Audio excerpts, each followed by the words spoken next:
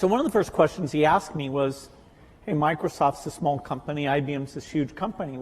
Why can you do better? Why can't they beat you at the software game that you're playing? And I always, every day I was thinking about, okay, what advantage do we have? What do we do? But nobody ever asked me that question.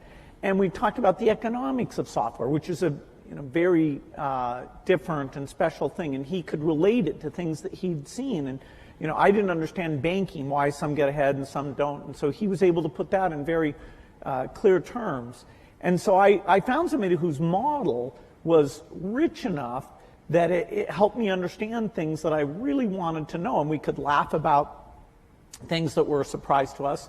I'd say his humility and his sense of humor really stood out in this incredible way. I mean, he enjoys what he does and he shares that with other people. And even, when I ask questions that are pretty naive, that he's probably been asked 50 times, he's very nice about it. Well, it took me a long time to figure this out, Bill, but here's how it works. I tried Bill out with some non-transitive dice.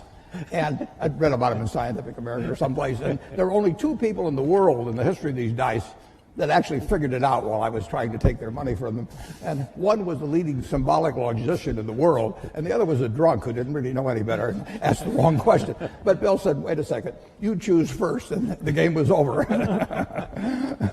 You taught him, you didn't teach him, but you brought him into a great appreciation of bridge.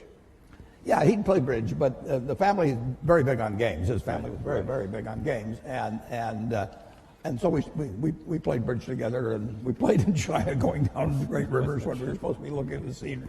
We had a good time playing bridge. All right, we've got a lot of questions we want to talk from the audience. We want to start up in the balcony, so we haven't forgotten you. It's hard to see, but is there a number there that has a question? Okay, start it wherever it is. Yes, number 6.